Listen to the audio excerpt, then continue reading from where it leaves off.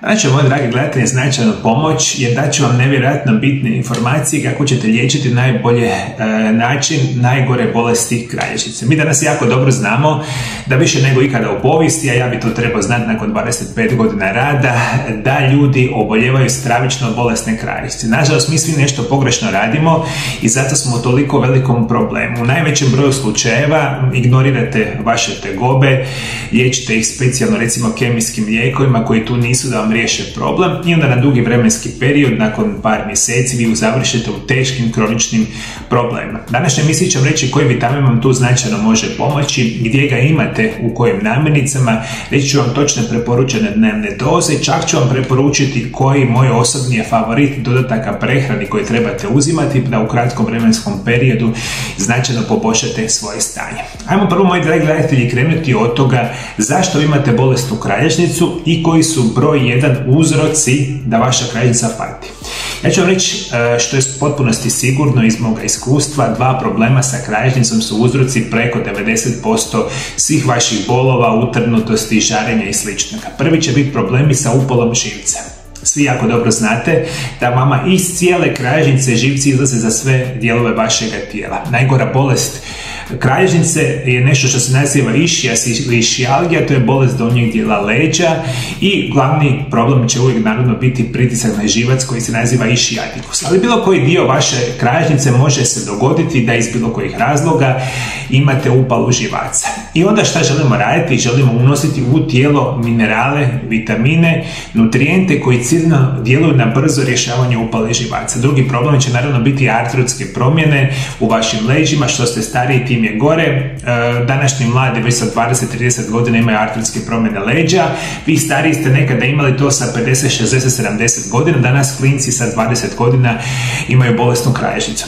Čemu to možemo zahvaliti? Izuzetno lošom prehranom, manjkom kretanja, manjkom vježbanja i sve liječimo tako, Bože moj, tabletama, injekcijama i svi super sretni i zadovoljni. Nažalost, posljedica ovakvog razmišljanja tu smo di smo. Vitamin broj 1 koji vama itekako treba biti će vitamin koji se naziva vitamin B1. Ono što možemo reći, vitamin B1 se naziva i tiamin. To je koenzim koji tijelo koristi za metaboliziranje energije i održavanje ispravnog zdravlja i živčanih funkcija. To konkretno znači ako uzimate vitamin B1, ozdravit ćete ako imate oštećenja živaca ili upalu živca.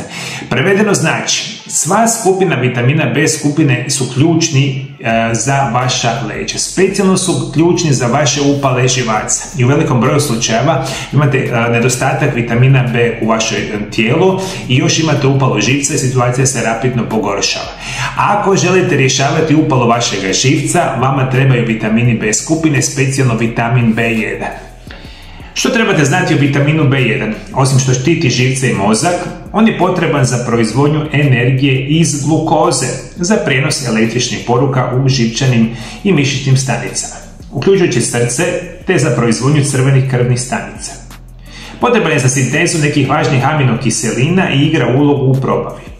Također je ključan za transport glukoze unutar stanica i funkciju beta stanica gušterače koji proizvode hormon inzulin.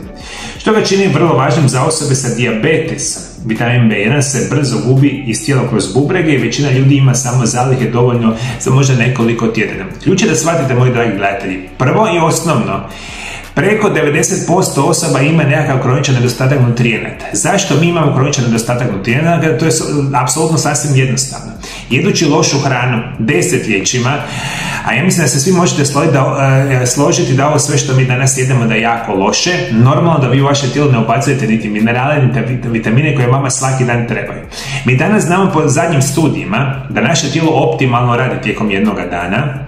U 24 sata nama treba preko 100 bitnih minerala, vitamina, aminokiselina i ostalih nutrijenata. Kada mi to unosimo uz hranu, kad svaki dan jedemo peciva, hamburgere, brzu hranu, pijemo alkohol, pušimo, šta god.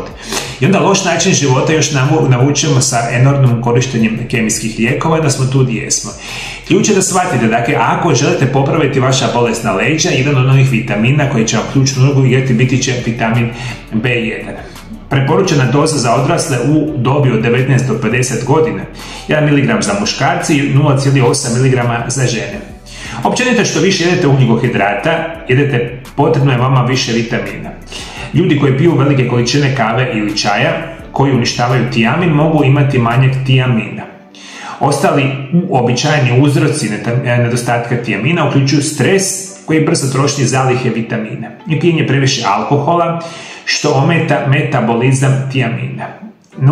Nuspojave vitamina B1 su relativno male, netoksične i jako se lako gubi urinom. Da ovdje prevedeno shvatite, dakle svaki nutrijent koji u našem tijelu ima, tako i vitamin B1, mi njega moramo unositi sa hranom što ne unosimo ili ćemo ga onda unositi sa dodacima prehrani.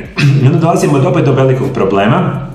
Vi dodatke prehrane koje kupujete su kompletno smeće, nema nikakve koristi za vaše zdravlje, jer kao svaka industrija, tako industrija dodataka prehrani vama nudi sa more reklama, čudesne prirodne lijekove. Ja bi to trebao najbolje znati jer 20 godina ovo izučava. Većina ti loših prirodnih lijekova vam nikad neće pomoći. Ono što trebate raditi, moji dragi gledatelji, prva moja preporuka je da uzimate hranu bogatu vitaminom B1. Koja je hrana bogata vitaminom B1?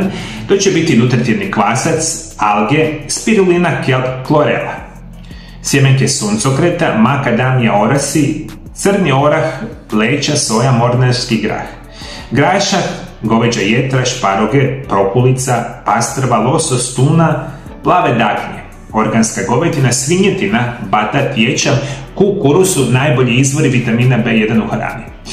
Ovo moje drage volje preporuka svima vam. Ako idete ove namirnice, vi u vaše tijelo unosite najveće doze vitamina B1 uz namirnice. Nažalost, isto tako je činjenica da vi to nećete jesti. Jer zdrava hrana je danas vama postala nešto što najmanje volite i šta onda morate raditi? Morate jednostavno razmišljati da unosite vitamin B1 u vaše tijelo, čak bi rekao još bolje vitamine B skupine u jednom kompleksu. I onda dolazimo do onog drugog problema, to će biti dodaci prehrani. Vi ne možete dodatke prehrani kupovati, ne znam, u ljekarni, ne možete kupovati u trgovinama, drogerijama, jer su loši dodaci prehrani. Međutim, ako uzimate ciljane vrhunske dodatke prehrani od najboljih svjetskih proizvođača, onda se tu možete pomoći.